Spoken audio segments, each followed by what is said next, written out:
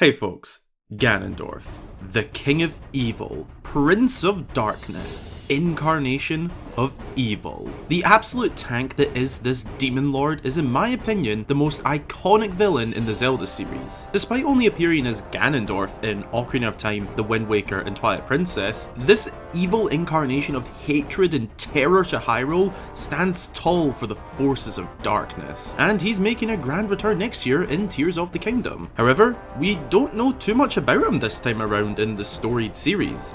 At least currently, despite having 3 trailers. So I thought I'd ask 5 big questions about Ganondorf in Tears of the Kingdom to give the dehydrated King of Evil some time in the spotlight, as well as create some fun discussions. So let's get this Ganondorf interview underway. But first, before getting into the video itself, big shout out to Ganondoodles for making the artwork seen in the thumbnail and which you'll also see throughout the video. I put a tweet out asking if anybody has some cool Ganondorf art, as there aren't many shots of him so far in the trailers, and they were so kind to reach out and make this artwork for me to use in my video. Thank you so much. This looks bloody awesome. Be sure to check out their work via the links below.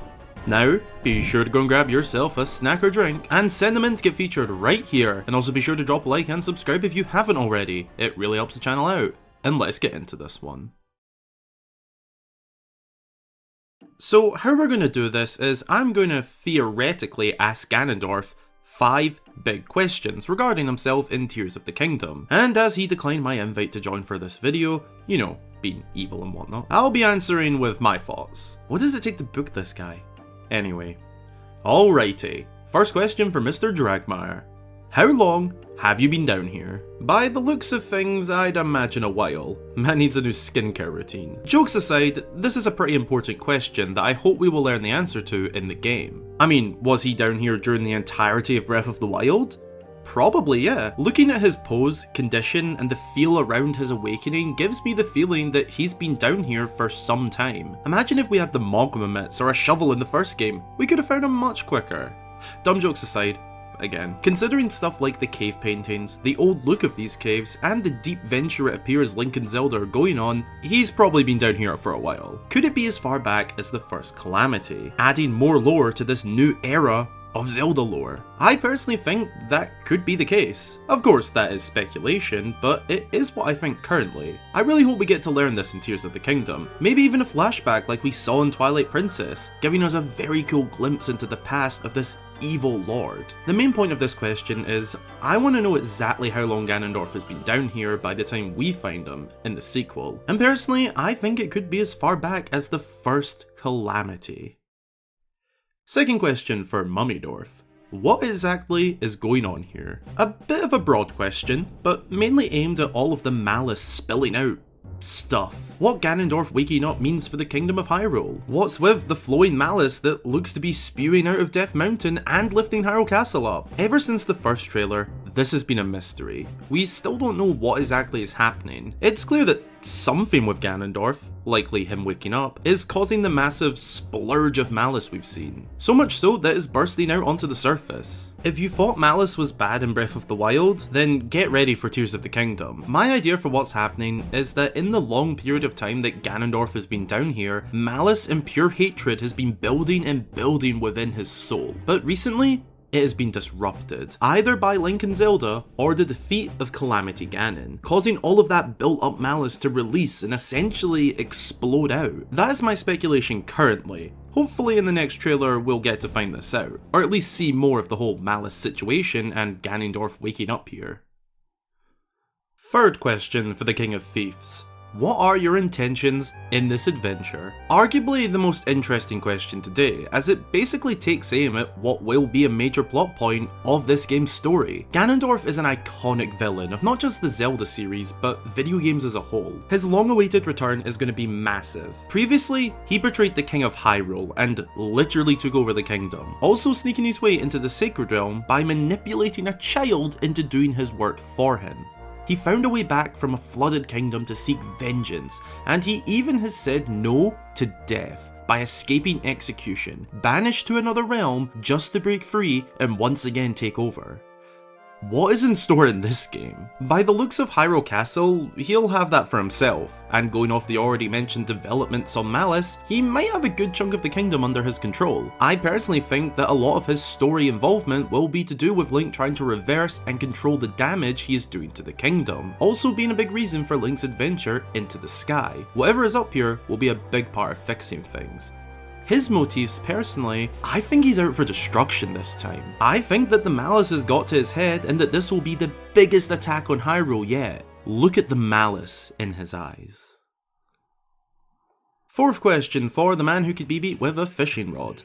Can we expect to have an epic battle with you? Okay, obviously we will get to fight Ganondorf and it will likely be epic. But how big of a scale will this battle be? Where will it take place? Will it end in the death of Ganondorf, the ceiling, or will it be left for speculation? I can't answer that, obviously, but I can give my hopes for this one. Speculation isn't really an option here, as what is there to bounce off of, really? Okay, so I really hope that there's a huge epic battle at the end of the game. Not necessarily big in size, but rather the scale of epicness. Hylia knows where this would take place. Hyrule Castle, the underground, the sky, I don't mind. I just want an epic 3-stage battle with the King of Evil again. Heck, why not have each stage in a different level of the world, starting underground, then above ground, and then finally ending it all in the sky. Bring back the tennis game part, the transforming into some sort of malice-infused beast, the one-on-one sword duel.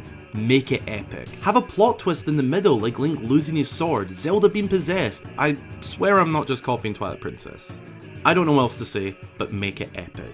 I personally think that we can expect to have a bloody epic battle with Ganondorf in this game. Whilst he looks old and crusty right now, I trust that he'll be very powerful, strong, and deadly when we come face to face with him. I also want to see conversations between the two throughout the battle. I cannot wait to see how the final battle against Ganondorf turns out. Fifth and final question for Daddydorf. Where are you?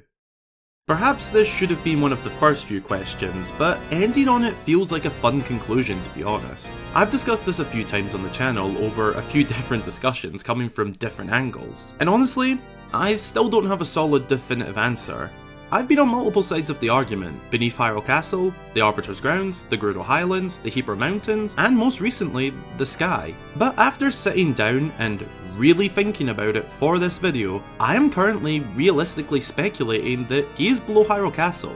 For me, it seems like the obvious answer now, especially given how much emphasis the 3 trailers so far have had on showing the castle rising.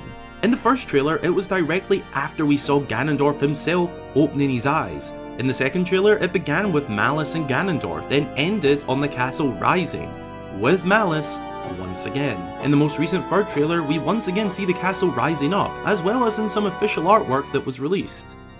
This much emphasis to me means he is 99% beneath the castle. Whilst the other locations are neat ideas, I'm just not on board with them anymore. I was in the past, but no more. I'm set on him being deep below the castle for some deep dark history that we're going to learn about in the sequel, which I cannot wait for. It's going to be dark and have some amazing vibes to it.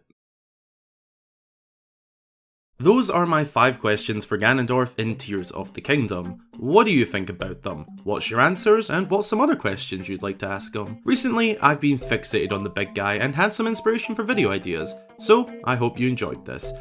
I love Ganondorf to pieces, and I really can't wait to see more of him in Tears of the Kingdom. Again, big shout out to Ganondoodles for the artwork. It is highly appreciated. All of their links can be found below. I recommend checking out their work. Be sure to drop a wee like down below if you enjoyed, and also consider subscribing for more fabulous Zelda content. Both would make my day. Follow my socials linked below to keep up to date, and as always, a huge, massive, amazing shout out goes to all of my channel supporters.